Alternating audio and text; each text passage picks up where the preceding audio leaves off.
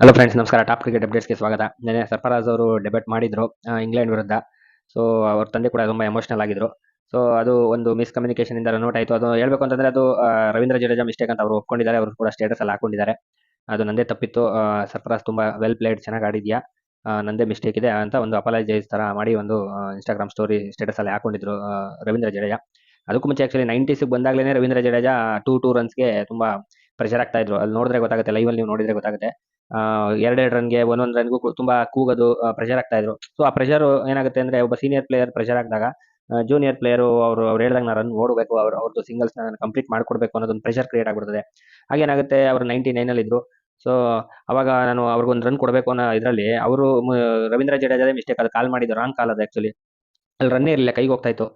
ಕಾಲ್ ಭಾಗ ಪಿಚ್ಚಲ್ಲಿ ಓಡ್ ಬಂದ್ಬಿಟ್ಟು ಬೇಡ ಅಂತ ಹೇಳ್ಬಿಟ್ರು. ಅಷ್ಟೊಳಗೆ ಅದು ಫುಲ್ ಡೈರೆಕ್ಟ್ ಹಿಟ್ ಶಾಟ್. ಅದು ಮಾರ್ಕ್ ವುಡ್ ಇಂದ ಡೈರೆಕ್ಟ್ ಶಾಟ್ ಬಿತ್ತು, ಡೈರೆಕ್ಟ್ ಹಿಟ್ ಬಿತ್ತು. ಸೊ ಅಲ್ಲೇ ಔಟ್ ಆಗ್ಬಿಟ್ರು. ಪಾಪ ಏನಾದ್ರು ಡಿಸಪಾಯಿಂಟ್ ಆಗುತ್ತೆ, ಯಾಕಂದ್ರೆ ಅವ್ರು ಆಡ್ತಾ ಇದ್ದ ರೀತಿ ನೋಡಿದ್ರೆ, ಸರ್ಫರಾಜ್ ಆಡ್ತಾ ಇದ್ದ ರೀತಿ ನೋಡಿದ್ರೆ ಹೇಳ್ಬೋದು ಸೆಂಚುರಿ ಪಕ್ಕಾ ಹೊಡಿತಿದ್ರು ಅಂತ ಹೇಳ್ಬೋದು. ಯಾಕಂದ್ರೆ ಎಲ್ಲೂ ಒಂದು ಒಂದು ಕಾನ್ಫಿಡೆನ್ಸ್ ಎಲ್ಲೂ ಕಮ್ಮಿ ಇರಲಿಲ್ಲ ಆಟದಲ್ಲಿ. ಸ್ಪಿನ್ಗಂತೂ ಅದ್ಭುತವಾಗಿ ಆಡ್ತಾ ಇದ್ರು.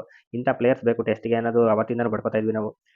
ಪ್ಲೇಯರ್ಸ್ ಟೆಸ್ಟ್ಗೆ ಅಂದ್ರೆ ಒಳ್ಳೆ ಡಿಫೆನ್ಸ್ ಇರಬೇಕು, ಸ್ಪಿನ್ ಚೆನ್ನಾಗಿ ಆಡಬೇಕು. ನಮ್ಮ ಸ್ಪಿನ್ಗೆ ಯಾರು ಇವ್ರು ಇರ್ಬೋದು, ಯಾರು ಶ್ರೇಯಸ್ ಅಯ್ಯರ್ ಇರ್ಬೋದು, ಶುಭ್ಮನ್ ಗಿಲ್, ಯಾರು ಅಷ್ಟು ಚೆನ್ನಾಗಿ ಆಡೋದೇ ಇಲ್ಲ. ಸುಮ್ಮನೆ ಅವರೆಲ್ಲ IPL ಕೋಟ ಮೇಲೆ ಒಳಗಡೆ ಬಂದ್ಬಿಟ್ಟಿದ್ದಾರೆ ಟೀಮ್ ಇಂಡಿಯಾಗೆ.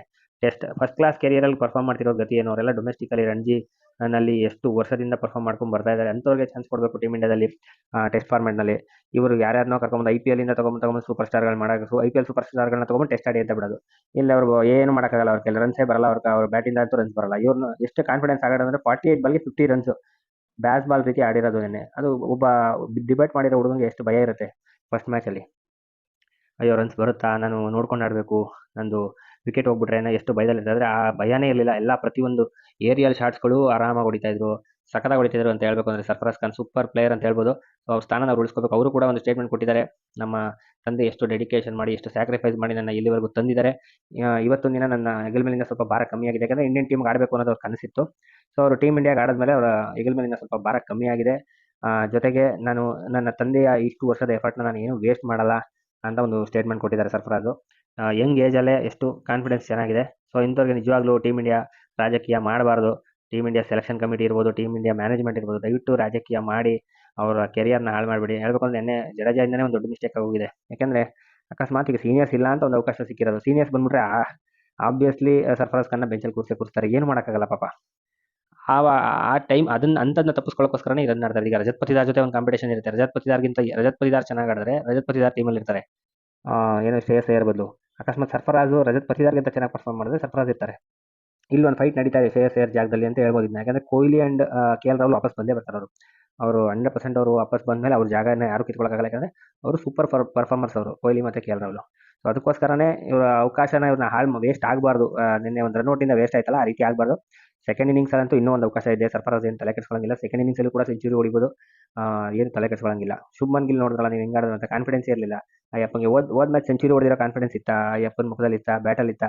ಏನೂ ಇಲ್ಲ. ಅಂದ್ರೆ ಫಾರ್ಮಲ್ಲಿ ಇಲ್ಲ. ಆಕ್ಚುಲಿ ಏನೋ ಒಂದು ಸೆಂಚುರಿ ಬಂದ್ಬಿಟ್ಟಿದೆ. ಫಾರ್ಮಲ್ಲಿ ಇದ್ದಿದ್ರೆ ಯಾವನು ಎದುರ್ಕೊಳ್ಳಂಗಿಲ್ಲ. 100 ಪ್ರೀವಿಯಸ್ ಮ್ಯಾಚಲ್ಲಿ 100 ಹೊಡೆದಿರೋನು ಈ ಮ್ಯಾಚಲ್ಲಿ ಡಕ್ಔಟ್ ಆಗ್ತಾನೆ ಅಂದ್ರೆ ಒಂದು ಮೀನಿಂಗ್ಲೆಸ್ ಅದು ಹೇಳ್ಬೇಕು ಅಂದ್ರೆ.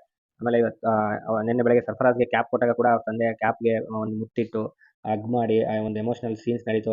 ಸರ್ಫರಾಜ್ ವೈಫ್ ಇರ್ಬೋದು, ಸರ್ಫರಾಜ್ ತಂದೆ ಇರ್ಬೋದು ಅವರೆಲ್ಲ. ಆಮೇಲೆ ಸರ್ಫರಾಜ್ ತಂದೆ ರೋಹಿತ್ ಶರ್ಮಾಗೂ ಕೂಡ ಶೇಕ್ ಹ್ಯಾಂಡ್ ಮಾಡಿ ಹಗ್ ಮಾಡಿ, ನನ್ನ ಮಗನ್ನ ಸ್ವಲ್ಪ ಏನು ಗಮನ ಕೊಡಿ, ಚೆನ್ನಾಗಿ ನೋಡ್ಕೊಳ್ಳಿ ಅನ್ನೋ ಥರ ಹೇಳಿದ್ರು ಅವ್ರಿಗೆ. ಆಗ ರೋಹಿತ್ ಶರ್ಮಾ ಕೂಡ ಬಿಲ್ಕುಲ್ ಅಂತ ಹೇಳಿದ್ರು. ಅಂದ್ರೆ ಖಂಡಿತ ನೀವೇನು ಯೋಚನೆ ಮಾಡಬೇಡಿ, ನಾವು ಟೇಕ್ ಕೇರ್ ಮಾಡ್ತೀವಿ ಅಂತ ರೋಹಿತ್ ಶರ್ಮಾ ಕೂಡ ಅವ್ರಿಗೆ ಆನ್ಸರ್ ಮಾಡಿದ್ರು.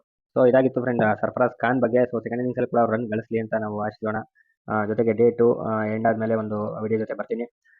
ಸೊ ಅದಕ್ಕೆ ಮುಂಚೆ ಟಾಪ್ ಕ್ರಿಕೆಟ್ ಅಪ್ಡೇಟ್ಸ್ಗಳು ಕೂಡ ಇದಾವೆ, ಅದ್ರ ಬಗ್ಗೆನೂ ಕೂಡ ವಿಡಿಯೋಸ್ ಬರುತ್ತೆ. ಸೊ ಸರ್ಫರಾಜ್ ಖಾನ್ ಬಗ್ಗೆ ನಿಮ್ಮ ಅಭಿಪ್ರಾಯ ಏನು ಅಂತ ನೀವು ಕಮೆಂಟ್ ಮಾಡಿ ತಿಳಿಸಿ. ವಿಡಿಯೋ ಲೈಕ್ ಮಾಡಿ, ಚಾನಲ್ ಸಬ್ಸ್ಕ್ರೈಬ್ ಮಾಡಿ. ವಿಡಿಯೋ ನೋಡಿದ್ದಕ್ಕೆ ಧನ್ಯವಾದಗಳು ಫ್ರೆಂಡ್ಸ್.